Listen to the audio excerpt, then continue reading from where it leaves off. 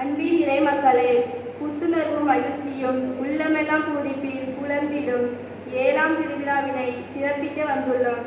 இன்றைய சிந்தனை திருச்சபையின் தாய் அன்னை மரியாள் என்ற தலைப்பில் சிந்திக்க உள்ளோம். இயேசுவின் தாயாக விளங்கும் அன்னை மரியே திருச்சபைக்கும் தாயாக உள்ளார். உருவில்லாத இறைவன் மரியாயின் கற்பையில் மனித உடல் எடுத்ததால் இறைவனின் தாய் என்றும் திருச்சபையின் தாய் என்றும் அழைக்கப்படுகிறார். மரியாளின் பிறப்பு விழாவை கத்தோலிக்க திருச்சபை சிறப்பாக கொண்டாடப்படுகிறது. தூய திருச்சபை தூய மரியாவுக்கு தனி அன்பு காட்டி வணங்குகின்றது. ஏனெனில் அவர் தம் மகனின் நிறைவாழ்வு பணியிலே பிரிக்க முடியாத முறையில் இணைத்துள்ளார்.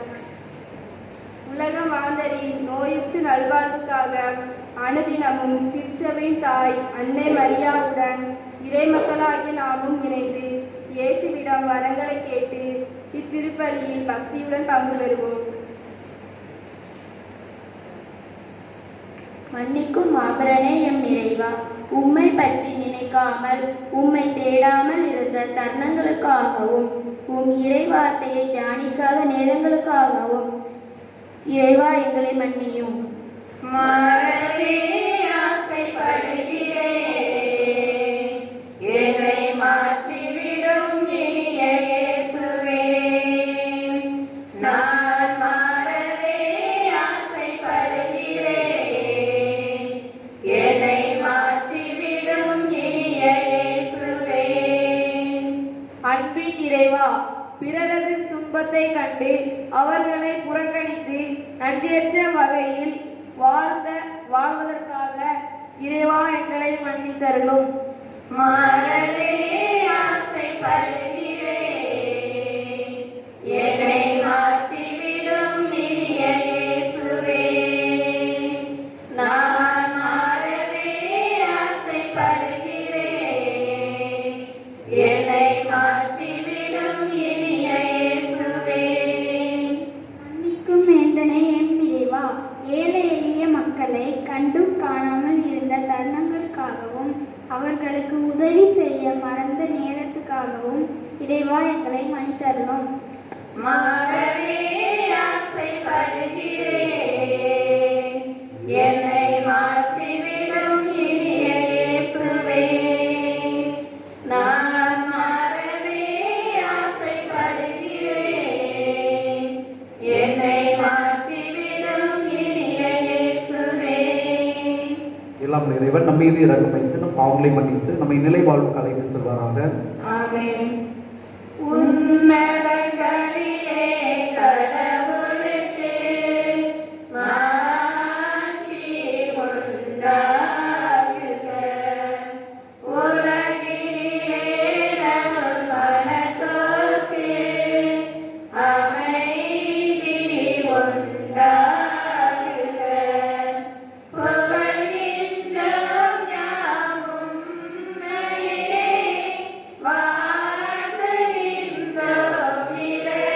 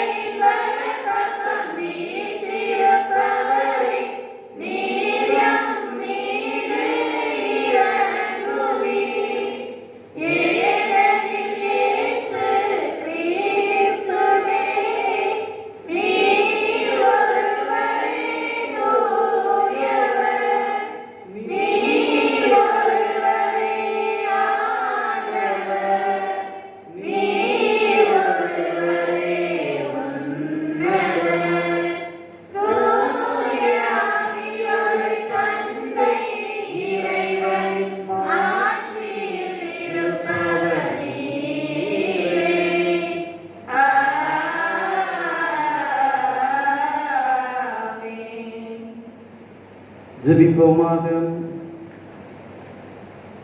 எல்லாம் வல்ல இறைவா, உம்மடியார்களாகிய நாங்கள் என்றும் மனம் உடல் நலம் பெற்று மகிழ செய்தருளும். என்றும் கன்னியான மாட்சிமை நிறைந்த புனித ஜெபமாலை அன்னையின் பரிந்துரையால் இன்றைய துயரங்களிலிருந்து நாங்கள் விடுதலை பெறவும் நிலையான பேரின்பத்தை தூய்த்து உணரவும் அருள் புரிவீராக. எங்கள் ஆண்டவராகிய கிறிஸ்து வழியாக உம்மை மன்றாடுகின்றோம்.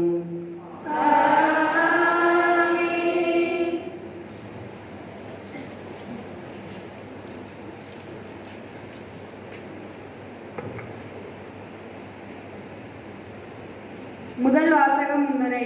இன்றைய முதல் வாசகத்தில் எசையா இறைவாக்கினர் நமது தீய செயலிலிருந்து விலகி வாழ அழைப்பு விடுகிறார். கடவுளை வழிபட வரும்போது காணிக்கை பொருட்களை கொண்டு வராமல் அதற்கு பதிலாக ஏழைகள், அனாதைகள், கைம்பெண்களுக்கு உதவுங்கள், திக்கச்சோர்களுக்கு நீதி வழங்குங்கள் என்று கூறும் முதல் வாசகத்தை கேட்போம். எசாயா நூலிலிருந்து வாசகம். அதிகாரம் 1, வசனங்கள் 11 முதல் 17 முடிய. எண்ணற்ற உங்கள் பலிகள் எனக்கு எதற்கு என்கிறார் ஆண்டவர். ஆட்டுக்கிடாய்களின் எரிபலிகளும் கொழுத்த விலங்குகளின் கொழுப்பும் எனக்கு போதுமென்றாகிவிட்டன. காளைகள், ஆட்டுக்குட்டிகள், வெள்ளாட்டு கிடாய்கள் இவற்றின் இரத்தத்திலும் எனக்கு நாட்டமில்லை. நீங்கள் என்னை வழிபட என் திருமுன் வரும்போது இவற்றையெல்லாம் கொண்டு வந்து என் கோவில் முற்றத்தை மிதிக்க வேண்டுமென்று கேட்டது யார்? இனி காணிக்கைகளை வீணாக கொண்டு வர வேண்டாம். நீங்கள் காட்டும் தூபம் எனக்கு அருவருப்பே தருகிறது.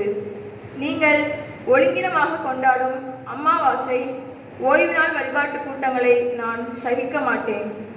உங்கள் அமாவாசை திருவிழா கூட்டங்களையும் என் உள்ளம் வெறுக்கின்றது. அவை என் மேல் விழுந்த சுமையாயின. அவற்றை சுமந்து சோர்ந்து போனேன். என்னை நோக்கி உங்கள் கைகளை நீங்கள் உயர்த்தும் போது பாராமுகத்தினராய் நான் இருப்பேன். நீங்கள் தொடர்ந்து மன்றாடினாலும் நான் செவி கொடுப்பதில்லை. உங்கள் கைகளோ இரத்த கரையால் நிறைந்துள்ளன. உங்களை கழுவி தூய்மைப்படுத்துங்கள். உங்கள் தீச்செயலை என் திருமுன் நின்று அகற்றுங்கள். தீமை செயலை விட்டொழியுங்கள். நன்மை செய்ய கற்றுக்கொள்ளுங்கள். நீதியை நாடி தேடுங்கள். ஒடுக்கப்பட்டோருக்கு உதவி செய்யுங்கள். திக்கற்றோருக்கு நீதி வழங்குங்கள். கைமண்ணுக்காக வழக்காடுங்கள். ஆண்டவர் வழங்கும் அல்வாக்கு.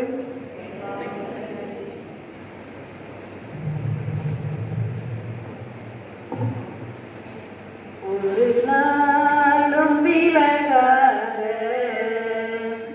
என் தெய்வம் நேசன்.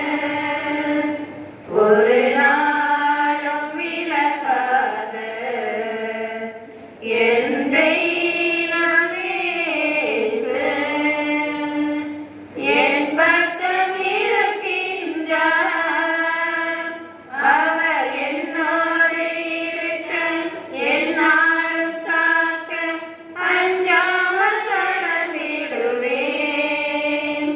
அவர் என்னோடு இருக்க எந்நாளும் காக்க அஞ்சாமல் நடந்திடுவேன்.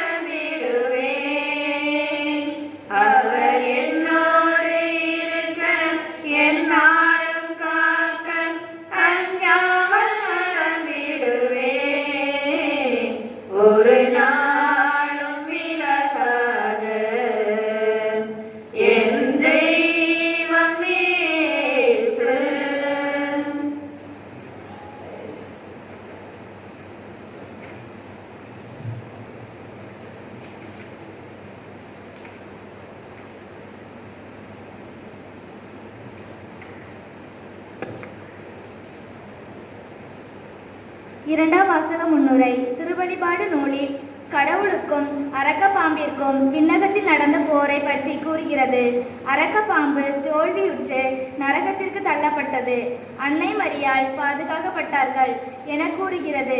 திருச்சபையாக்கிய பாறையில் மோதுபவர்கள் அழிக்கப்படுவர் என கூறும் இவ்வாசகத்திற்கு செவிமடுப்போம். இரண்டாம் வாசகம். திருவழிபாட்டு நூலிலிருந்து வாசகம். அதிகாரம் 11 இறைவார்த்தை 19. அதிகாரம் 12 இறைவார்த்தைகள் 1 முதல் 6 முடிய மற்றும் 10. அப்பொழுது விண்ணகத்தில் கடவுளின் கோவில் திறக்கப்பட்டது. அந்த கோவிலில் உடன்படிக்கை பேழை காணப்பட்டது. மின்னலும் பேரிரைச்சலும் இடி முழக்கமும் நிலநடுக்கமும் கனத்த கல்மழையும் உண்டாயின. வானில் பெரியதோர் அடையாளம் தோன்றியது. பெண் ஒருவர் காணப்பட்டார். அவர் கதிரவனை ஆடையாக அணிந்திருந்தார். நிலா அவருடைய காலடியில் இருந்தது. அவர் 12 விண்மீன்களை தலைமீது சூடியிருந்தார். அவர் கருவுற்று இருந்தார். பேறுகால வேதனைப்பட்டு கடும் துயருடன் கதறினார். வானில் வேறொரு அடையாளமும் தோன்றியது. இதோ நெருப்புமயமான பெரிய அரக்கப்பாம்பு ஒன்று காணப்பட்டது. அதற்கு 7 தலைகளும் 10 கொம்புகளும் இருந்தன. அதன் தலைகளில் 7 மணிமுடிகள் இருந்தன. அது தன் வாளால் விண்மீன்களின் 1/3 பகுதியை நிலத்தின் மீது இழுத்து போட்டது. பேறுகால வேதனையில் இருந்த அப்பெண் பிள்ளை பெற்றவுடன் அதை விழுங்கிவிடுமாறு அரக்கப்பாம்பு அவர் முன் நின்று கொண்டிருந்தது. எல்லா நாடுகளையும் இருப்புக்கோல் கொண்டு நடத்தவிருந்த ஓர் ஆண் குழந்தையை அவர் பெற்றெடுத்தார். அக்குழந்தையோ கடவுளிடம் அவரது அரியணை இருந்த இடத்துக்கு பறித்து செல்லப்பட்டது. அப்பெண் பாலை நிலத்துக்கு ஓடி போனார். அங்கு 1260 நாள் வரை அவரை பேணுமாறு கடவுள் அவருக்கென ஒரு இடத்தை ஏற்பாடு செய்திருந்தார். பின்பு விண்ணகத்தில் ஒலித்த பெரியதொரு குரலை கேட்டேன். அது சொன்னது, இதோ மீட்பு, வல்லமை, நம் கடவுளின் ஆட்சி, அவருடைய மெசியாவின் அதிகாரம் ஆகிய அனைத்தும் வந்துவிட்டன. நம் சகோதர சகோதரிகள் மீது குற்றம் சுமத்தியவன், நம் கடவுள் திருமுன் அல்லும் பகலும் அவர்கள் மீது குற்றம் சாட்டியவன் வெளியே தள்ளப்பட்டான். இது ஆண்டவரின் அருள்வாக்கு. அல்லேலூயா, அல்லேலூயா, அல்லேலூயா, அல்லேலூயா, அல்லேலூயா, அல்லேலூயா, அல்லேலூயா, அல்லேலூயா, அல்லேலூயா, அல்லேலூயா, அல்லேலூயா, அல்லேலூயா. ஆண்டவர்களோடு இருப்பாராக. உம் ஆன்மாவோடும் இருப்பாராக. இது மத்தேயு எழுதிய பரிசுத்த நற்செய்தியிலிருந்து வாசகம். ஆண்டவரே, மாட்சி உமக்கே.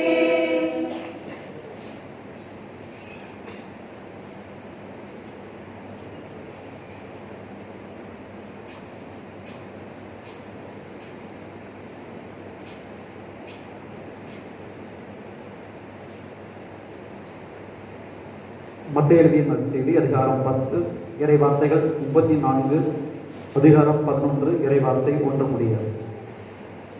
இயேசு தம் சீடர்களை நோக்கி கூறியது, நான் உலகிற்கு அமைதி கொணர வந்தேன் என எண்ண வேண்டாம். அமைதி அல்ல, வாளையை கொணர வந்தேன். தந்தைக்கு எதிராக மகனையும் தாய்க்கு எதிராக மகளையும் மாமியாருக்கு எதிராக மருமகளையும் நான் பிரிக்க வந்தேன். ஒருவருடைய பகைவர் அவரது வீட்டில் உள்ளவரே ஆவர். என்னை விட தம் தந்தையிடமோ தாயிடமோ மிகுந்த அன்பு கொண்டுள்ளோர் என்னுடையோர் என கருதப்பட தகுதியற்றோர். என்னை விட தம் மகனிடமோ மகளிடமோ மிகுதியாய் அன்பு கொண்டுள்ளோரும் என்னுடையோர் என கருதப்பட தகுதியற்றோர்.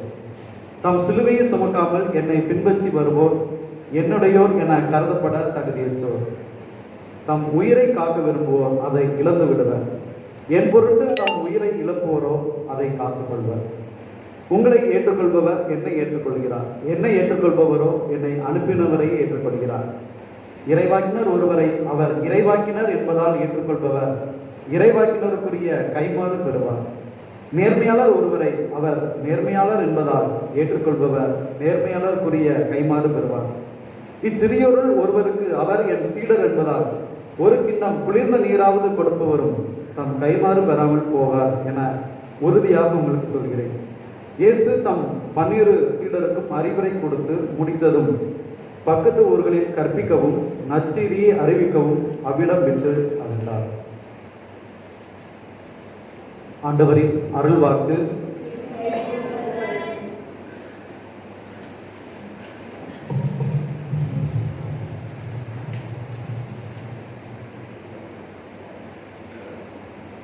இறையேசுவில் அன்புக்குரிய சகோதர சகோதரிகளை, மீண்டும் ஒரு முறை நாம் நம்முடைய பங்கின் பாதுகாவலை புனித ஜெபமாலை அன்னைக்கு நன்றி செலுத்த வந்திருக்கின்றோம். அன்னைக்கு புகழ் அஞ்சலி செலுத்தும் விதமாக அன்னைக்கு திருவிழா எடுத்து அன்னையை வாழ்த்தி கொண்டிருக்கிறோம். இந்த அருமையான வேளையிலே அன்னை நம் ஒவ்வொருவரையும் நிறைவாக ஆசீர்வதித்திருக்கிறார். இனி வரப்போகின்ற நாட்களிலும் நம்மை ஆசீர்வதிக்கப் போகின்றார். அன்புக்குரியவர்களே, இந்த நவ நாட்களிலே நாம் நம்முடைய மறையுரைகளிலே அன்னையை பற்றியும் ஜெபமாலை அன்னையினுடைய வரலாறு, ஜெபமாலையினுடைய சிறப்புகளை பற்றியும் நாம் சிந்தித்து வந்திருக்கின்றோம். அந்த வகையிலே இன்றைய நாளில் இன்றைய மறையுரையிலும் நாம் ஜெபமாலை அன்னையை பற்றி, ஜெபமாலையினுடைய சிறப்புகளை பற்றி நாம் சிந்திக்க இருக்கின்றோம். அன்னை நம்முடைய தாய் பல இடங்களிலே பல்வேறு மக்களுக்கு காட்சி கொடுத்திருக்கிறார். அந்தந்த காட்சிகளின் அடிப்படையில் அந்தந்த இடத்தின் பெயரில் அன்னைக்கு பெயர் சூட்டப்பட்டிருக்கிறது. அன்னையும் நிறைய இடங்களில் காட்சி கொடுத்திருக்கிறார். ஆனால் அந்த காட்சிகளை பார்க்கிற போது நிறைய காட்சிகள் யாருக்கு அந்த காட்சி வெளிப்படுத்தப்பட்டது, காட்சி யாருக்கு கொடுத்திருக்கிறார் என்றால், யாருக்கு? குழந்தைகளுக்கு, சிறுவர் சிறுமியர்களுக்கு அன்னை கன்னிமரியால் இந்த தாயானவள் காட்சி கொடுத்திருக்கிறார். லூர்து நகர் காட்சியிலே அங்கே ஒரு சிறுவருக்கு காட்சி கொடுத்திருக்கிறார், சிறுமிக்கு. அதே போன்று பாத்திமா நகர் காட்சியிலே 3, ஒரு சிறுவன் 2 சிறுமிகள் என 3 பேருக்கு காட்சி கொடுத்திருக்கிறார். குவாலஃபி மாதா என்று அழைக்கப்படுகின்ற அந்த காட்சியிலே ஒரு பொது நிலையருக்கு காட்சி கொடுத்திருக்கிறார். இப்படி பல்வேறு காட்சிகளை நாம் தரம் பிரித்தாலும் இந்த காட்சிகளில் முக்கியமாக சிறுவர் சிறுமிகள், குழந்தைகள் அதிகமாக இடம் பெற்றிருக்கிறார்கள். குழந்தைகளிடம் அன்னை நிறைய பேசியிருக்கிறார். வேளாங்கண்ணி மாதா காட்சியிலே அங்கே யாருக்கு காட்சி கொடுத்தார்?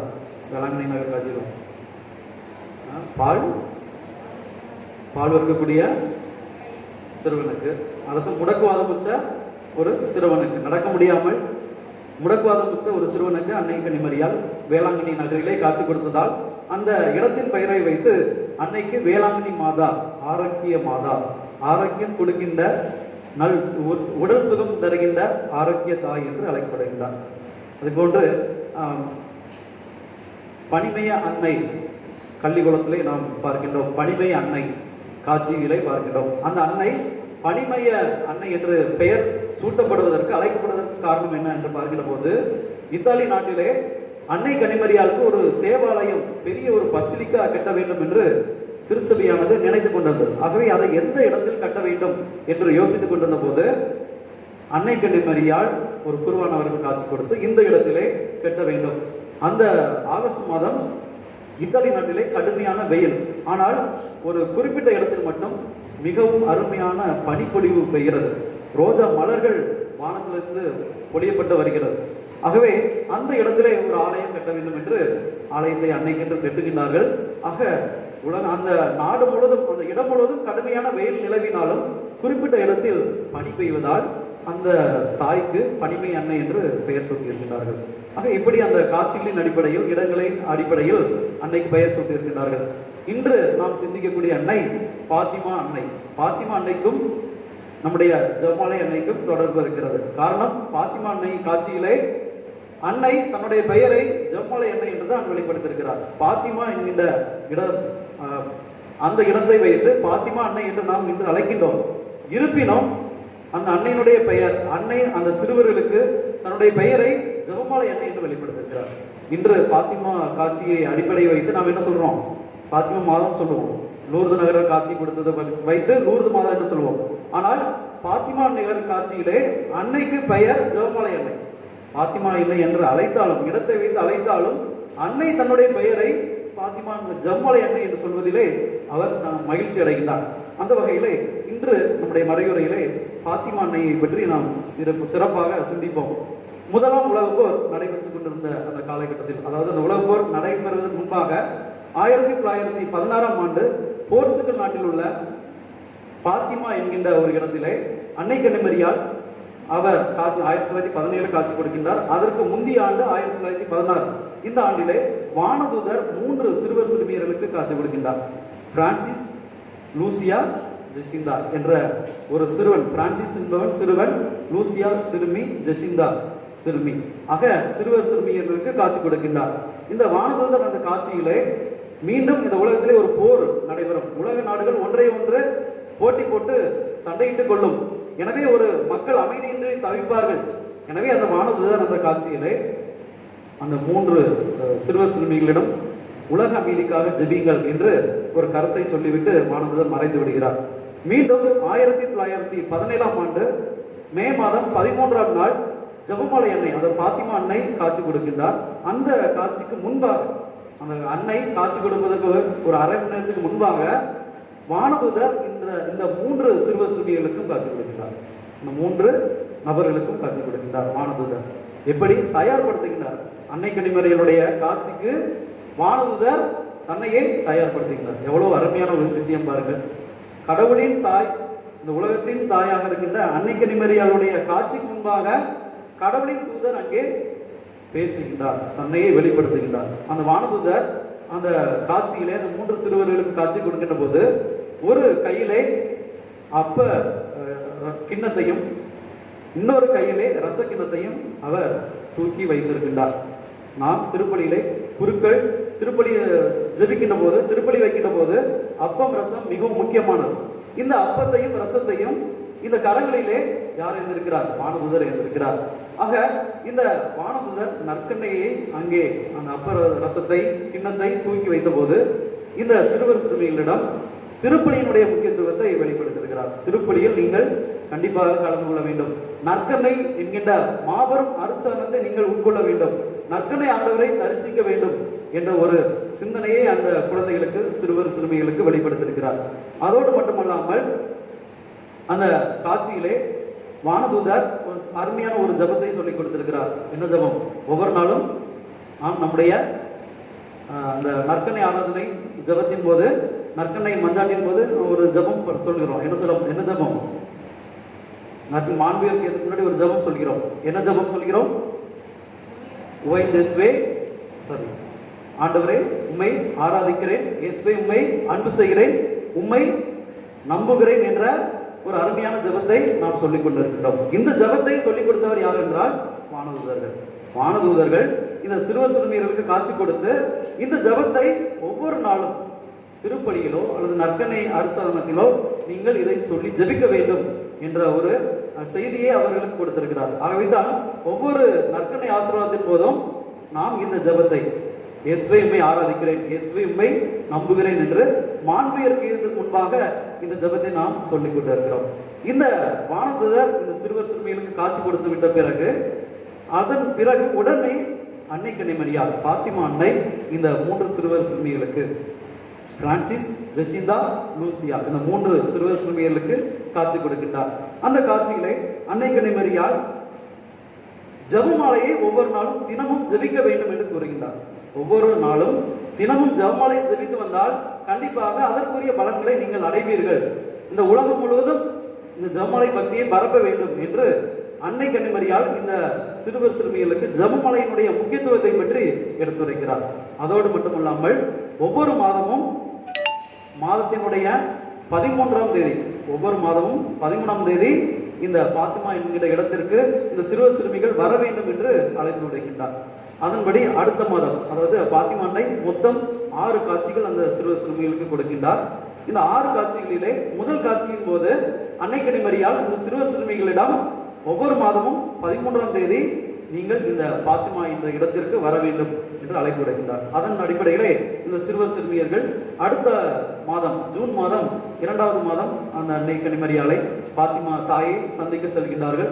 அங்கே வானத்திலே ஒரு பெரிய ஒரு வெள்ளை நிற வெளிச்சம் இந்த உலகமே காணாத முடியாத, உலகத்திலே எவ்வளவு வெளிச்சம், சூரியன் எத்தனை சூரியன் வைத்தாலும் காண முடியாத ஒரு அருமையான வெண்ணிற மேகம் அந்த அன்னை கன்னிமரியை சூழ்ந்திருக்கிறது. அன்னை கன்னிமரியால் அந்த அழகான முகத்தோடு இந்த சிறுவ சிறுமிகளுக்கு காட்சி கொடுக்கின்றார். அந்த காட்சியிலே அன்னை கன்னிமரியால் இந்த 3 சிறுவ சிறுமிகளுக்கும் ஒரு நரகத்தை காண்பிக்கின்றார். நரகத்தை அங்கே காண்பிக்கின்றார். அந்த நரகத்தினுடைய தீமைகளையும் வெளிப்படுத்துகிறார். நரகத்தை காண்பித்து அந்த நரகத்தில் இந்த மக்கள் பாவம் செய்த போது அந்த பாவத்திற்குரிய தண்டனையை நரகத்தில் பெறுகிறார்கள். இந்த நரகத்தில் எப்படி வேதனைகளை அனுபவிக்கிறார்கள், கஷ்டங்களை அனுபவிக்கின்றார்கள் என்று இந்த 3 பேரும் அந்த காட்சிகளை பார்க்கின்றார்கள். நரகம் எப்படி இருக்கும்னு அன்று நம்முடைய அன்பு தந்தை ஒரு ஃபாதர் மறைய வச்சாங்க இல்ல, நரகத்தை பத்தி, நரகம் எவ்வளவு கொடுமையானது, வேதனையானது என்பதை அருமையாக இறைவார்த்தையோடு எடுத்துரைத்தார். ஆக அந்த நரகத்தினுடைய வேதனைகளை இந்த சிறுவ சிறுமிகளுக்கு காண்பிக்கும் போது இந்த சிறுவ சிறுமிகள் வேண்டினார்களாம், ஐயோ யாரும் எந்த ஒரு மனிதரும் இப்படிப்பட்ட ஒரு வேதனையை அனுபவிக்க கூடாது அப்படிங்கிற ஒரு கருத்தோட வேண்டாங்களாம். அன்புக்குரியவர்களே, நரகத்தில் யாருமே வேதனை அனுபவிக்க கூடாது. அப்படிப்பட்ட ஒரு கஷ்டங்களை அந்த ஆன்மாக்கள் அனுபவித்துக் கொண்டிருக்கிறது. ஒரு முறை பாவம் செய்து இந்த உலகத்தில் தவறு செய்த ஒரு மனிதன் நரகத்திற்கு போகிறான். நரகத்திற்கு போன உடனே அங்க முதல் நிலை, முதல் அடுக்கு, அந்த அடுக்கிலே அங்க எல்லாரும் ஏசி மாதிரி பயங்கர கூலி, அந்த குளிர் நிறைந்த ஒரு இடத்துல சந்தோஷமா இருக்கிறாங்க. உடனே இவருக்கு என்னடா இது, நரகத்துல பயங்கரமா கூலா இருக்காங்களே. உடனே உள்ள போய் பாக்குறாரு, என்னாச்சு, ஐஸ் கட்டி இருக்குல்ல, பெரிய பெரிய ஐஸ் கட்டி மேல ஒவ்வொருத்தரையும் தவறு செய்தவர்களையும் படுக்க வச்சிருக்காங்க. அப்ப எப்படி இருக்கும், ஐஸ் கட்டி மேல ஆளுகளும் படுக்க வச்சா கஷ்டமா இருக்குமா, செத்துருவான். அவன் அந்த இடத்துல பாக்குறாரு, பார்த்துட்டு எத்தாடி நான் கூலிங்ல நினைச்சேன், ஏசி மாதிரில இருக்குன்னு நினைச்சேன், ஆனா இங்க ஐஸ் கட்டியில ஆட்களை போட்டு படுக்க வைக்கிறாங்க, ஒன்னே விடுவாங்க, இந்த இடம் சரி வராது அப்படின்னு சொல்லிட்டு அடுத்த இடத்துக்கு போலான்னு போறாரு. 2வது இடத்துக்கு போறாரு, அங்க எல்லாம் காப்பி குடிச்சிட்டு இருக்கிறாங்க. சார் அப்ப இது சூப்பர் இடம் போல, அருமையான இடம், இந்த இடத்துக்கு போனா நம்ம காப்பி குடிக்கலாம் அப்படின்னு சொல்லிட்டு அந்த இடத்த செலக்ட் பண்றாரு. எனக்கு நரகத்துல இந்த இடம் போதும். இன்னொரு இடத்துல பாக்குறாங்க, அங்க தலைகளா தொங்க விட்டுருக்காங்க, தலைகளா தொங்க விட்டு அடிக்கிறாங்க. பார்ப்போம், நம்ம சில இடங்கள்ல காவல்துறையிலும் தலைகளா தொங்க விட்டு தான் அடிக்கிறாங்க. ஆக அதே போல அங்கேயும் நரகத்திலையும் தலைகளா தொங்க விட்டு அடிக்கிறாங்க. அந்த இடம் வேண்டாம். இவர் என்ன பண்றாரு, காப்பி குடிக்கிற இடத்த செலக்ட் பண்றாரு. என்னாச்சு, காப்பி குடிக்கன்னு சொல்லி ஆர்வமா போறாரு. அப்போ தலைமை சாத்தான் சொல்லுது, காப்பி குடிக்கிறதுக்கு பால் இருக்கு, பால் வந்த பிறகு என்ன பண்ணணும், பாலை அடுப்புல வச்சு சூடு பண்ணணும், காய்க்கணும்ல. அப்போ சூடு பண்றதுக்கு விறகு வேணும். விறகு பதிலாக யாரை பயன்படுத்துறாங்க, இந்த மாதிரி யாரெல்லாம் தவறு செஞ்சுட்டு நரகத்துக்கு வராங்களோ அவங்களெல்லாம் என்ன பண்றாங்க, விறகு பதிலாக அடுப்புல போட்டு எரிக்கிறாங்க. இப்போ நம்மள என்ன பண்ற, செலக்ட் பண்ணியிருக்காரு, ஆகா காப்பி குடிக்கலாம். உடனே தலைமை சாத்தான் சொல்லுது, விறகு பதிலாக யாரை பயன்படுத்த போறான், உன்னை பயன்படுத்த போறான் அப்படின்னு சொல்லிட்டு அந்த மனுஷனை அடுப்புல கொண்டு போடுறாங்க. இப்ப என்னாச்சு, பயங்கர வேதனை அனுபவிக்கிறார். அன்புக்குரியவர்களே, இன்று நாம் உலகத்திலே தவறு செய்கின்ற போது அது பிறகு பார்த்திருக்கலாம், நரகம் பிறகு பார்த்துக் கொள்ளலாம் என்று நினைக்கின்றோம். ஆனால் நரகத்தினுடைய வேதனைகள் மிகவும் கொடியது. அதை தாய் உணர்வாள். அன்னை கன்னிமரியாளுக்கு தெரியும் நரகம் எப்படிப்பட்டது, இதில் ஆன்மாக்கள் எவ்வளவு கஷ்டப்படும் என்று அன்னை கன்னிமரியாளுக்கு தெரியும். ஆகவே தான் அந்த காட்சியிலே இந்த 3 சிறுவர் சிறுமியர்களுக்கு எந்த ஆன்மாவும் இந்த நரகத்தை அடையக்கூடாது என்ற ஒரு செய்தியை அந்த சிறுவர் சிறுமியர்களுக்கு கொடுத்திருக்கிறார். அடுத்து 3வது காட்சி, ஜூலை மாதம் 13ஆம் நாள் 3வது காட்சி, பாத்திமா அன்னை 3 சிறுவர்களுக்கும் காட்சி கொடுக்கின்றார். அந்த காட்சியிலே ரஷ்ய நாடு மனம் திரும்ப வேண்டும் என்று கேட்டுக்கொள்கிறார். ரஷ்ய நாடு மனம் திரும்ப வேண்டும். எதற்கு ரஷ்ய நாடு மனம் திரும்ப வேண்டும்? ரஷ்ய நாட்டில் கம்யூனிஸ்ட் கொள்கை நிலவியது. என்ன கம்யூனிஸ்ட் கொள்கை? ரஷ்ய நாட்டில் கம்யூனிஸ்ட் கொள்கை அப்படின்னா அந்த மக்கள் கடவுளை நம்பவில்லை, கடவுளை ஏற்றுக்கொள்ளவில்லை. மனிதனுடைய சுய அறிவு, மனிதனுடைய திறமைகள், மனிதனுடைய உழைப்பு, இவை அவனுக்கு வெற்றியை தரும். கடவுளையோ அல்லது கடவுள் சார்ந்த ஆன்மீகம் தேடலையோ நம்பினால் எந்த ஒரு பயனும் இல்லை. மனிதன் சிந்திக்கிறான், எனவே அவன் வாழ்கிறான். மனிதன் உழைக்கிறான், எனவே அவன் வாழ்கிறான். மனிதன் அறிவியல் திறமைகளை கண்டுபிடிக்கிறான், எனவே அவன் வாழ்கிறான். இதில் கடவுளுக்கு பங்கு இல்லை என்ற ஒரு சிந்தனை வந்திருக்கிறது. அன்புக்குரியவர்களே, இங்கு மனிதர்கள் தங்களுடைய அறிவிற்கும் தங்களுடைய சிந்தனைக்கும் முக்கியத்துவம் கொடுத்தார்கள். டேக்கார்ட்ஸ், சாக்ரட்டிஸ், பிளேட்டோ போன்ற தத்துவியலாளர்கள் இவர்களும் அறிவிற்கு முக்கியத்துவம் கொடுத்தவர்கள். இந்த தத்துவியலாளர்கள் இருந்த காலத்தில் தான் ரஷ்ய நாட்டிலே கம்யூனிஸ்ட் கொள்கையும் பரவியது. கம்யூனிஸ்ட் கொள்கையை உருவாக்கியவர் லெனின் என்ற ஒரு மிகச்சிறந்த தொழில் புரட்சியை உருவாக்கிய ஒரு நபர். ரஷ்ய நாட்டில் இன்றும் எல்லோராலும் இந்த உலகம் முழுவதும் அறிந்து கொள்ளப்பட்ட ஒரு அருமையான ஒரு சிறந்த ஒரு மனிதர் லெனின். அவர் இந்த தொழில் கொள்கையை உருவாக்கிய போது எல்லோரும் கடவுளை ஏற்றுக்கொள்ள மறுத்து விட்டார்கள். ஆக அன்னை கன்னிமரியால் இந்த சிறுவர் சிறுமியர்களுக்கு காட்சிப்படுத்தும் போது ரஷ்யா மனம் திரும்ப வேண்டும், இல்லாவிட்டால் அவர்கள் ஒரு பெரிய அழிவை சந்திப்பார்கள். இவர்கள் இந்த ரஷ்ய நாட்டு மக்கள் இந்த கடவுள் மறுப்பு கொள்கையை உலகம் முழுவதும் பரப்பி விடுவார்கள். ஒரு நாட்டில் ஒரு செய்தி பரவினா அது உலகம் முழுவதும் பரவுது. கொரோனா ஒரு சின்ன இடத்துல தான் உருவாச்சு, இன்னைக்கு உலகம் முழுவதும் பரவுது. அதே போல இந்த கடவுள் மறுப்பு கொள்கையை இந்த ரஷ்ய நாட்டு மக்கள் உலகம் முழுவதும் பரப்பி விடுவார்கள். எனவே இந்த மக்கள் மனம் திரும்ப வேண்டும், அவர்களுக்கு ஜெபியுங்கள் என்று அன்னை கன்னிமரியால் அந்த காட்சிகளை சிறுவர் சிறுமிகளுக்கு வெளிப்படுத்தியதோடு இந்த ரஷ்ய நாட்டை என்னுடைய மாசற்ற திரு இதற்கு ஒப்பு கொடுத்து ஜெபிக்க வேண்டும் என்று ஒரு அழைப்பு விடுக்கின்றார். அந்த செய்தியையும் இந்த சிறுவர் சிறுமியர்கள் உணர்ந்து கொள்கின்றார்கள், ஏற்றுக்கொள்கின்றார்கள். அடுத்து 4வது காட்சி ஆகஸ்ட் மாதம் 13ஆம் தேதி அந்த காட்சி நடைபெறுகிறது. அந்த காட்சியிலே மக்கள் பாவங்கள் செய்கிறார்கள், தவறு செய்கிறார்கள். எனவே இந்த மக்கள் தீய நாட்டங்களிலிருந்து பாவங்களிலிருந்து விடுதலை பெற வேண்டும், இல்லாவிட்டால் இன்னொரு உலக போர் நடைபெறும் என்ற ஒரு எச்சரிக்கை செய்தியை அன்னை கன்னிமரியால் இந்த சிறுவர் சிறுமியர்களுக்கு வெளிப்படுத்துகிறார். அன்புக்குரியவர்களே, முதல் உலக போர் 1918ஆம் ஆண்டு நடந்தது. காரணம் என்ன? இந்த மக்கள் பாவம் செய்தார்கள், தவறு செய்தார்கள். அதற்கு முன்பாகவே இந்த எச்சரிக்கை அன்னை கன்னிமரியால் வழியாக பாத்திமா காட்சியிலே கொடுக்கப்பட்டது. நீங்கள் மனம் திரும்ப வேண்டும், இல்லாவிட்டால் இந்த உலகத்திலே கண்டிப்பாக போர் ஏற்படும், மக்கள் அமைதியை இழப்பார்கள், பெரும் அழிவுகளை சந்திக்க வேண்டியிருக்கும். இந்த உலக போர்கள், இந்த இரண்டு உலக போர்கள், இந்த 2 உலக போர்கள் தான் மனிதர்கள் சந்தித்திராத பெரிய ஒரு அழிவை என்று குறிப்பிடலாம். அன்புக்குரியவர்களே, எத்தனையோ மனிதர்கள் இந்த உலக போர்களில் இறந்திருக்கிறார்கள். எத்தனையோ நாடுகள் அடுத்த நாடுகளுடைய எல்லைகளை கைப்பற்ற வேண்டும், தனக்கு இந்த நாடு சொந்தமாக வேண்டும் என்ற ஒரு பேராசையோடு வாழ்ந்த நாட்கள் அது. இந்த உலக போர்கள் எதற்கு நடைபெற்றது? ஒரு நாடு இன்னொரு நாட்டினுடைய எல்லையை கைப்பற்ற வேண்டும். இன்று நமக்கு பிரபலமான ஒரு செல்போன்ல பிரபலமான ஒரு ஆப் என்னது? பிரபலமான ஆப்பு டிக்டாக். அந்த டிக்டாக்கை என்ன பண்ணியிருக்காங்க? கேன்சல் பண்ணியிருக்காங்க. அது ரொம்ப கஷ்டமா இல்லையா? ரொம்ப கஷ்டம்னு சில பேர் கண்ணீர் வடிக்கிறாங்க, சில பேர் ஆண்கள்லாம் சந்தோஷப்படுறாங்க. சந்தோஷம் தானே, ஆண்கள் சந்தோஷப்படுறாங்க. ஏன் அப்படின்னா அதன் வழியாக அழிவு எல்லோருக்கும் கொண்டு வரப்பட்டது. அதன் வழியாக சைனாக்காரன் நிறைய சம்பாதித்தான். டிக்டாக்ல எத்தனையோ கோடி இழப்பு, இந்த டிக்டாக்கை இந்தியாவில் தடை செய்ததால் எத்தனையோ கோடி இழப்பு ஏற்பட்டிருப்பதாக பொருளாதார நிபுணர்கள் கூறிக்கொண்டிருக்கிறார்கள். இந்த சீனாவுடைய நோக்கம் என்ன? இந்தியாவிற்கு எப்படியாவது மெதுவாக போய் இந்த நாட்டை கைப்பற்ற வேண்டும். இப்படி ஒவ்வொரு நாடும் இன்னொரு நாட்டின் மீது ஆதிக்கம் செலுத்த வேண்டும் என்ற ஒரு எண்ணம் இருந்தது.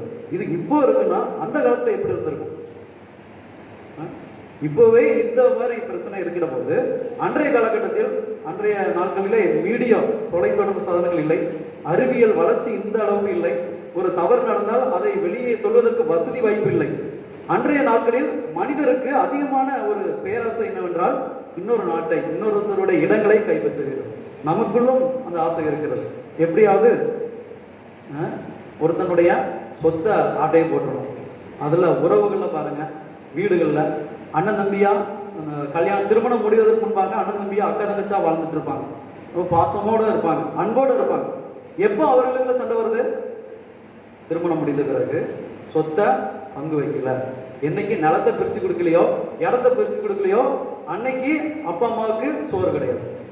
எனக்கு தெரிந்த ஒரு சகோதரி, அந்த சகோதரிக்கு 8 பிள்ளைங்க, 8 பிள்ளைங்கள 6 ஆம்பளை பசங்க, எல்லாருமே நல்லா இருக்கிறாங்க. ஃபாரின்ல, கல்ஃப் கண்ட்ரில வேலை பார்க்குறாங்க, லட்சமா சம்பாதிக்கிறாங்க. ஆனால் அந்த குடும்பத்திலே ஒரு பிரச்சனை, அந்த தாய்க்கு ஒரு பிரச்சனை. அவரோட குடும்பத்திலே அந்த தந்தை இறந்து விடுகிறார், தாய் மட்டும் இருக்கிறார். தாய் சொத்தோடு இருக்கிறார், நிறைய செல்வங்களோடு இருக்கிறார். எனவே அந்த சொத்துக்களை எல்லாம் பிரித்து கொடுக்க வேண்டும் என்று மூத்த மகன் சண்டை போட்டு இருக்கிறார். இந்த சொத்துலாம் எனக்கு வரணும், நான் தான் உழைச்சேன், நான் தான் கஷ்டப்பட்டேன் அப்படின்ட்டு அந்த அம்மாட்ட சண்டை போட்டார். சண்டை போட்டதோட மட்டும் இல்ல, என்ன பண்ணிட்டார்? ஒரு நாள் எட்டி உதச்சிட்டார். எட்டி உத, இந்த சொத்து எல்லாம் எனக்கு தான் வரணும், இந்த வீடு எனக்கு தான் வரணும். அவன் பாருங்க. அன்புக்குரியவர்களே, இன்று உறவுகளிடையே ஏற்படுகின்ற பிரச்சனைக்கு ஒரு காரணம் பொருளாசை, பண ஆசை, இட ஆசை, நிலத்தை அபகரிக்க வேண்டும் என்ற ஒரு ஆசை. இதே ஆசை மனிதர்களிடம் இருக்கின்றது, அன்றைய நாட்களிலும் இருக்கின்றது. அன்றைய நாட்களிலே அடுத்த நாட்டினுடைய சொத்துக்களை, நிலவளங்களை அபகரிக்க வேண்டும் என்ற ஆசை. ஆக அன்னை கன்னிமரியால் அந்த காட்சியிலே மக்கள் தீய நாட்டங்களிலிருந்து விடுதலை பெற்று கடவுளை நோக்கி திரும்பி வர வேண்டும், கடவுளை ஏற்றுக்கொள்ள வேண்டும், இல்லாவிட்டால் போர் ஏற்படும் என்ற ஒரு எச்சரிக்கையும் குறிப்பிடுகின்றார். அதோடு மட்டுமல்லாமல் திருச்சபைக்கும் ஒரு இக்கட்டான சூழ்நிலை ஏற்படும், திருச்சபையிலும் ஒரு இக்கட்டான சூழ்நிலை ஏற்படும். திருச்சபையினுடைய தலைவர்கள் அவர்களுடைய உயிருக்கு ஆபத்து ஏற்படும் என்று ஒரு எச்சரிக்கையும் கொடுக்கின்றார். திருச்சபையினுடைய தலைவருக்கு உயிர் ஆபத்து ஏற்பட்டது எப்படி? 1995ஆம் ஆண்டு நம்முடைய முன்னாள் திருத்தந்தை 2ஆம் ஜான் பால் அவர்களை முகமது அலி என்ற ஒரு முஸ்லிம் மதத்தை சேர்ந்த ஒரு நபர் அவர் சுட்டுக் கொள்கிறார். எங்க? இந்த இடத்துல, காட் பக்கத்துல. அவர் பொழைச்சிக்கிட்டாரா? பொழைக்கலையா? பொழைச்சிக்கிட்டார். அப்போ இந்த அன்னை கன்னிமரியால் பாத்திமா காட்சியில என்ன சொல்றாங்க?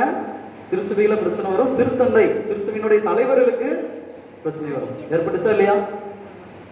அன்னை கன்னிமரியால் சொன்ன மாதிரியே ஒரு பேராபத்து நடந்தது. திருத்தந்தையை சுட்டு கொண்டார்கள். ஆனால் அன்னையினுடைய அருளால் அந்த திருத்தந்தை காப்பாற்றப்படுகின்றார்.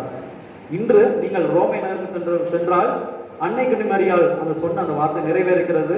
திருத்தந்தையை சுட்டு கொன்ற அந்த நபர் விடுதலை செய்யப்பட்டிருக்கிறார். அதோடு மட்டுமல்லாமல் திருத்தந்தையை சுட்ட அந்த குண்டு, துப்பாக்கி குண்டு அந்த ரோமை நகரிலே அது ஒரு காட்சிக்காக வைக்கப்பட்டிருக்கிறது. துப்பாக்கி சூடப்பட்ட அந்த குண்டானது இன்றும் அந்த காட்சிக்காக வைக்கப்பட்டிருக்கிறது. அன்புக்குரியவர்களே, இப்படிப்பட்ட உலகத்தில் நடக்க போகின்ற பிரச்சனைகளை எல்லாம் அன்னை கன்னிமரியால் பாத்திமா அன்னை இந்த காட்சிகளை சிறுவர் சிறுமிகளுக்கு வெளிப்படுத்தியிருக்கிறார். இவ்வாறு 4 காட்சிகளை வெளிப்படுத்திய பிறகு அன்னை கன்னிமரியால் அடுத்த மாதம் 5வது காட்சி, செப்டம்பர் மாதம் 13ஆம் தேதி அந்த காட்சி இந்த சிறுவர் சிறுமிகளுக்கு வெளிப்படுத்த வேண்டும். இந்த சிறுவர் சிறுமிகள் என்ன செய்கிறார்கள்? தாங்கள் கண்ட காட்சிகளை அங்குள்ள மக்களிடம் எடுத்து சொல்கிறார்கள்.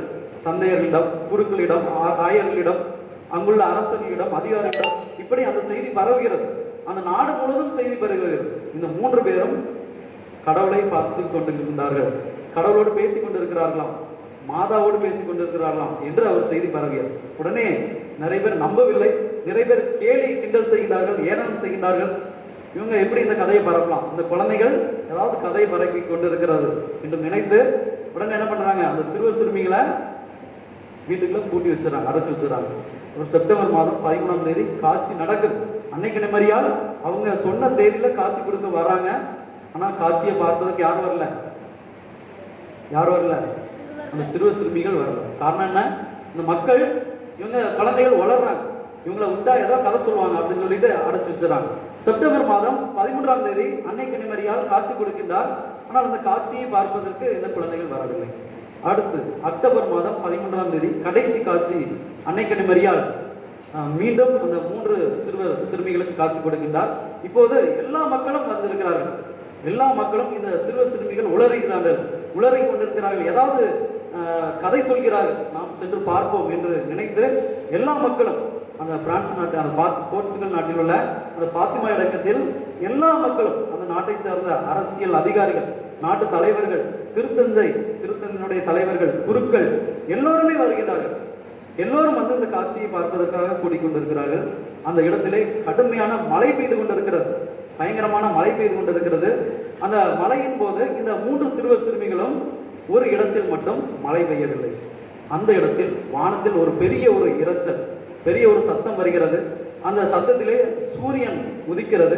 சூரியனானது பயங்கர வெளிச்சத்தோடு வெண்ணிற கதிர்களை இந்த மண்ணிலை பொழிய செய்து அந்த சூரியனானது இந்த 3 சிறுவர் சிறுமியர்களுக்கு மட்டும் அவர்களை நோக்கி மிக அருகிலே வந்து கொண்டிருக்கிறது. வானத்திலிருந்து மிக அருகே வந்து கொண்டிருக்கிறது. எப்படி இருக்கும்? சூரியன் மேல இருக்கும் போதே இவ்வளவு கதிர் அடிக்குது, அது வானத்துல இருந்து கீழே வந்துட்டு இருந்தா என்ன ஆகும்? நம்ம எல்லாரும் வாழவே முடியாது. ஆக அந்த சூரியன் மேலிருந்து அப்படியே மெதுவாக இறங்கி கொண்டிருந்ததை பார்த்த மக்கள் எல்லோரும், ஐயோ நாம் அழிய போகிறோம், நாம் சாக போகிறோம், எல்லாரும் ஓடி ஒளிந்து கொள்வோம் என்று எல்லாரும் ஓடி ஒளிந்து கொண்டிருக்கிறார்கள். அந்த வேளையில் தான் அன்னை கன்னிமரியால் அந்த சிறுவர் சிறுமிகளிடம் பேசுகின்றார். இந்த ஆட்கள் சொல்லியிருக்கிறாங்க, நீங்க ஒவ்வொரு மாசமும் பேசிக் கொண்டிருக்கின்றீர்களே, அந்த தாயினுடைய பெயர் என்ன, அவர் யாரு அப்படின்னு சொல்லி கேளுங்க அப்படின்னு சொல்லி கேட்டுக்கிறாங்க. உடனே இந்த சிறுவர் சிறுமிகள் அந்த தாயிடம் உங்களுடைய பெயர் என்ன என்று கேட்டபோது அந்த தாய் என்ன சொன்னாங்க? என்னுடைய பெயர் ஜம்மலை அன்னை அப்படின்னு சொன்னாங்க. ரொம்ப நிசப்த அமைதி, எந்த இடத்திலும் இல்லாத அமைதி நம்முடைய அழகு தான். ஸோ அந்த ஜம்மலை அன்னை என்னுடைய பெயர் என்ன சொல்றாங்க? ஜம்மலை தாய் என்று வெளிப்படுத்துகிறார். அன்புக்குரியவர்களே, அந்த காட்சிகளை வெளிப்படுத்திய பிறகு அந்த காட்சியில் அந்த 3 சிறுவர்கள் சிறுமிகளிடையே பார்த்து பிரான்சிஸ் ஜெசிந்தா இவர்கள் இருவரும் சீக்கிரம் எடுத்துக்கொள்ளப்படுவார்கள், இறந்து விடுவார்கள். ஆனால் லூசியா மட்டும் இன்னும் கொஞ்ச நாள் வாழ்வார்கள். எதற்கு? இந்த 3 பேரிலே பிரான்சிஸ் ஜெசிந்தா இவர்கள் இருவரும் கடவுளுக்காக இந்த ஜெபமாலை பக்தியை பரப்பிக் கொண்டிருந்தார்கள். எனவே ஜெபமாலை பக்தியை பரப்ப வேண்டும், மக்கள் மனம் திரும்ப வேண்டும் என்பதற்காக இவர்கள் உயிரோடு வைக்கப்பட்டார்கள். இந்த பிரான்சிஸ் ஜெசிந்தா எடுக்கப்பட்ட பிறகு அன்னை கன்னிமரியால் காட்சியிலே சொன்னதை போன்று பிரான்சிஸ் ஜெசிந்தா வேகமாக எடுக்கப்பட்டார்கள், விரைவில் எடுத்துக்கொள்ளப்படுகின்றார்கள்.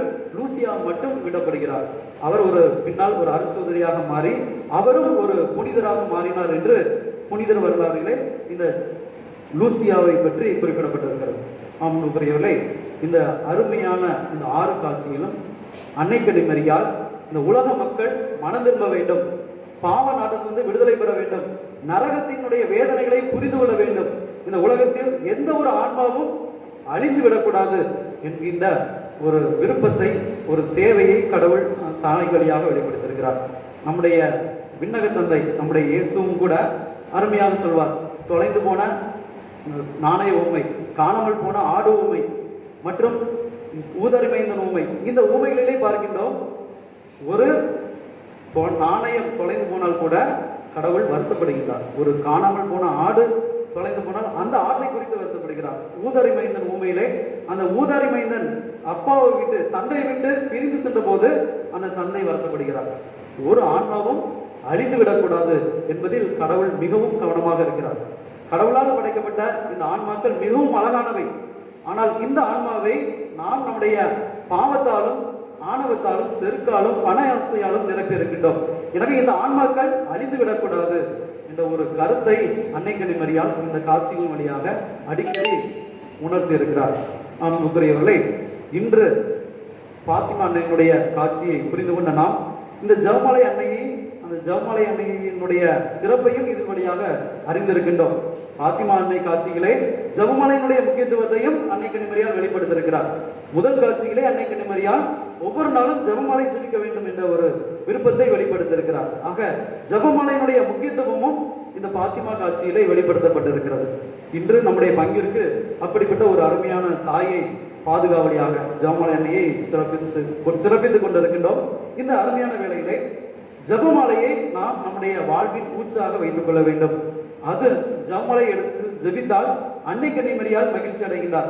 ஜெபமாலை ஜெபிக்கின்ற போது இயேசு மகிழ்ச்சி அடைகின்றார், தந்தையாம் கடவுள் மகிழ்ச்சி அடைகின்றார், தூய ஆவியானவர் மகிழ்ச்சி அடைகின்றார். காரணம், இந்த ஜெபமாலையிலே 3 பேரையும் நாம் தியானிக்கின்றோம். இயேசுடைய பாடுகள், இயேசுடைய உயிர்ப்பு, மரணம், இவை அனைத்தையும் தியானிக்கின்றோம். எனவே கடவுளை மகிமைப்படுத்துகின்றோம். ஒவ்வொரு ஜெபமாலையும் ஜெபிக்கின்ற போது நாம் ஒவ்வொரு ரோஜா மலரையும் கடவுளுக்கு, சிறப்பாக அன்னை கன்னிமரியாளுக்கு நாம் அர்ப்பணம் செய்கின்றோம். ஏற்கனவே நான் மறையுரையிலே குறிப்பிட்டேன், அன்னை கன்னிமரியால் அந்த ஜெபமாலையினுடைய இன்னொரு பெயர் ரோஜா பீடம். ஆக எந்த மனிதர்கள் எல்லாம் இந்த பூமியிலே பக்தியோடு நம்பிக்கையோடு ஒரு ஜெபமாலை சொல்கின்றார்களோ அந்த ஜெபமாலையை சொல்ல சொல்ல ஒவ்வொரு ஜெபமாலையும் ஒரு ரோஜாவாக அன்னை கன்னிமரியாளுக்கு நாம் சூட்டிக் கொண்டிருக்கிறோம். அப்படிப்பட்ட ஒரு மகிமையை நாம் ஜெபமாலை வழியாக செலுத்திக் கொண்டிருக்கிறோம். இந்த அருமையும் சிறப்பையும் நாம் தொடர்ந்து நம்முடைய ஜெபமாலையின் வழியாக வெளிப்படுத்துவோம். அன்னையினுடைய அருளை பெறுவோம்.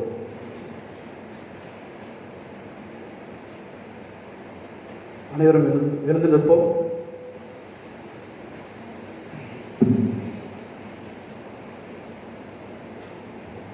அன்பிக்க சகோதர சகோதரிகளே,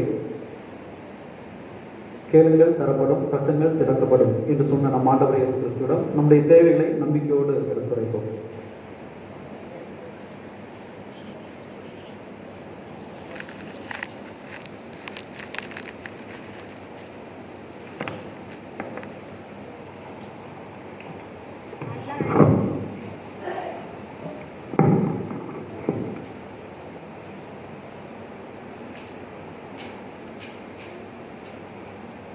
நல்லாயினே எம் இறைவா, திருச்சபையை வழிநடத்தும் ஆயர்கள், குருக்கள், துறவணைத்தார் அனைவரும் நல்ல உடல் உள்ள ஆன்ம நலனை அளித்து உம் பணியினை சிறப்பாக நடத்த வேண்டிய அருளையும் தந்தருள வேண்டும் என்று இறைவா உம்மை மன்றாடுகிறோம். ஆண்டவரே எங்கள் மன்றாட்டை கேட்டருளும். நம்பிக்கையே நாயனே எம் இறைவா எம் ஊர் மக்கள் அனைவரையும் ஆசீர்வதித்து அவர்களுக்கு தேவையான உடல் நலத்தையும் அருள் வளத்தையும் பொருள் வளத்தையும் இறைவாக தருள வேண்டுமென்று இறைவா உம்மை மன்றாடுகிறோம். ஆண்டவரே எங்கள் மன்றாட்டை கேட்டருளும். மருத்துவர்களால் மருத்துவரே எம் இறைவா கொரோனா என்னும் கொடிய வைரஸை அளிக்க தேவையான தடுப்பு மருந்துகளை கண்டுபிடிக்கக்கூடிய ஞானத்தை மருத்துவர்களுக்கு கொடுத்து அம்மருந்தை வெற்றிகரமாக செயல்படுத்தக்கூடிய வேண்டுமென்று இறைவாமை மன்றாடுகிறோம். ஆண்டவரே தொழிலாளர்களின் ஆதரவே இறைவா. பொருளாதார நெருக்கடியின் காரணமாக இன்றைய காலத்தில் வேலையினை இழந்து வரும் தொழிலாளர்களுக்கு நல்லதொரு வேலை வாய்ப்பினை தந்தருளும்படியாகிய இறைவா உம்மை மன்றாடுகிறோம். ஆண்டவரே எங்கள் மன்றாட்டை கேட்டருளும். ஞானத்தின் வேந்தனே எம் இறைவா, எங்களுக்கு உம்மை பற்றி அறிந்து கொள்ள உதவும் அருட்தந்தை அருட்சகோதரிகள் மற்றும் ஆசிரியர்களை நிறைவாய் ஆசீர்வதிக்கும்படியாகவும் உம்மை பற்றி மேலும் அறிந்து கொள்ள விரைவில் ஞாயிறு மறைக்கல்வி வகுப்பினை தொடங்க ஏதுவான சூழ்நிலையை விரைவில் அமைத்து தர வேண்டுமென்று இறைவா உம்மை மன்றாடுகிறோம். ஆண்டவரே எங்கள் மன்றாட்டை கேட்டருளும். அன்பின் ஆண்டவரே, இந்த நாட்களில் கைவிடப்பட்ட மக்கள், வழியோரம் வாழும் மக்கள், உணவின்றி தவிக்கும் மக்கள், முதுமையில் வாடுவோர், தனிமையில் தவிப்போர், மனநலமற்ற மக்கள் அனைவரையும் இறைவன் ஆசீர்வதிக்கவும் அடிப்படை தேவையான உணவும் தண்ணீரும் மருத்துவமும் இவர்களுக்கு கிடைக்க வேண்டுமென்று இறைவாமை மன்றாடுகின்றோம். ஆண்டவரே எங்கள் மன்றாட்டை கேட்டருளும். வழிகாட்டும் தேவனே எம் இறைவா, மனிதர்கள் உயிர் வாழ தேவையான உணவினை பயிரிடக்கூடிய விவசாயிகள் பயிரிடக்கூடிய ஏதுவான மழையினையும் வெட்டுக்கிளிகள் மூலம் பயிர்கள் சேதமடைவதை தடுத்து பயிர்களை காத்தருள வேண்டுமென்று இறைவா உம்மை மன்றாடுகிறோம். ஆண்டவரே எங்கள் மன்றாட்டை கேட்டருளும். நம்முடைய தனிப்பட்ட தேவைகளுக்காகவும் நம்முடைய பங்கின் தேவைகளுக்காகவும் அமைதியாக நம்பிக்கையோடு தெரிவிப்போம்.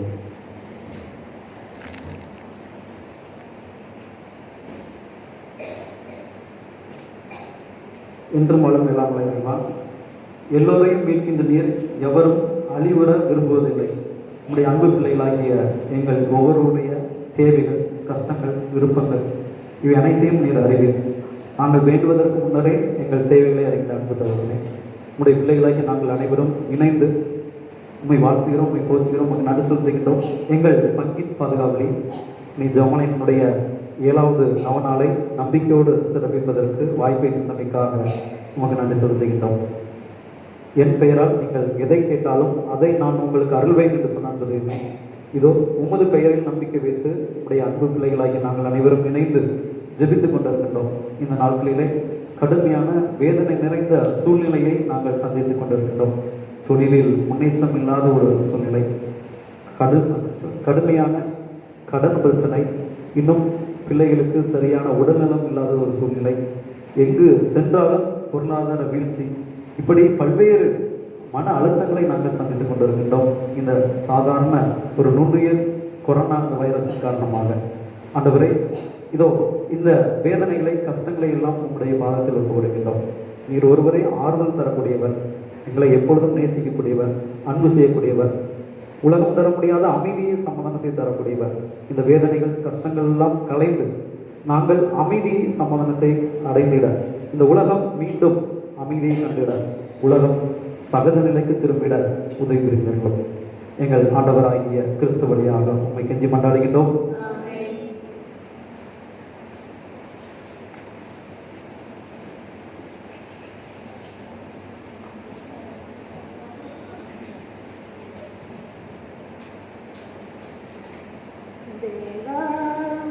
உந்தன் பலியாக என்னை தந்தேன், என்றும் எந்தன் பணிவாழ்வை ஏற்றிடுவாய். தேவா, உந்தன் பலியாக என்னை தந்தேன், என்றும் எந்தன் பணிவாழ்வை ஏற்றிடுவாய். அன்பு தினம்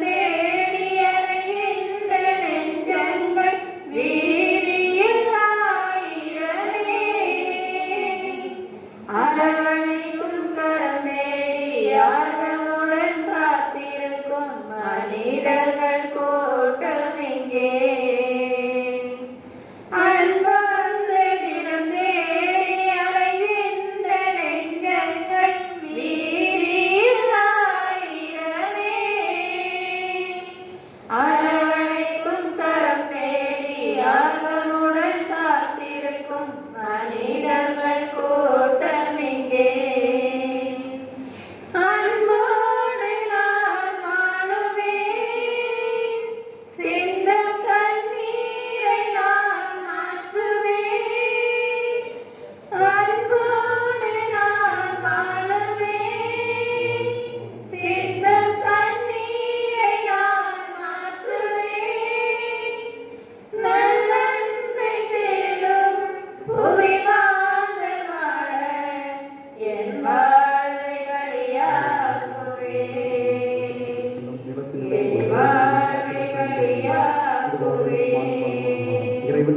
தேவா, உந்தன் பலியாக என்னை தந்தேன். என்றும் எந்தன் பலி வாழ்வை ஏற்றிடுவாய். தேவா, உந்தன் பலியாக என்னை தந்தேன். என்றும் எந்தன் பலி வாழ்வை ஏற்றிடுவாய். அன்பிக்க சகோதர சகோதரர்களே, உங்களுடையதும் என்னுடையமான பலி எல்லாம் இறைவனாகிய தந்தைக்கு ஏற்றதா அப்படி மன்றாடுங்கள். ஆண்டவரின் பேரில் புகழ்ச்சிக்காகவும் ஆட்சிக்காகவும் நன்மைக்காகவும் தமது அனைத்து நலன்களுக்காகவும் ஒரு கலிகளை ஏற்படுத்தியுள்ளார். அன்புமிக்க இறைவா, இப்பலி பொருட்களோடு உம் மக்களின் மன்றாட்டுக்களை ஏற்றருள உம்மை வேண்டுகின்றோம். இவ்வாறு உம்முடைய திருமகனின் தாயான புனித மரியாளின் பரிந்துரையால் எந்த ஒரு மன்றாட்டும் புறக்கணிக்கப்படாமலும் எந்த ஒரு வேண்டலும் வீணாகாமலும் இருப்பனவாக எங்கள் ஆண்டவராகிய கிறிஸ்து வழியாக உம்மை மன்றாடுகின்றோம். ஆண்டவர் உங்களோடு இருப்பாராக.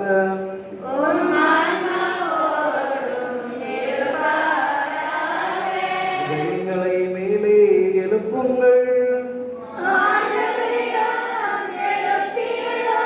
நம் இறைவனாகிய ஆண்டவருக்கு நன்றி கூறுவோம்.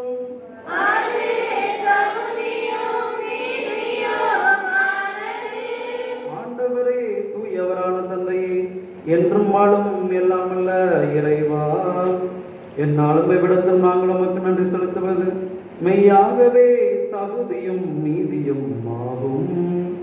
எங்கள் கடமையும் மீட்புக்குரிய செயலும் ஆகும். ஏனெனில் உலகெங்கும் அதன் இறுதி எல்லை வரை நீர் அரும்பெரும் செயல்கள் பல புரிந்துள்ளீர்.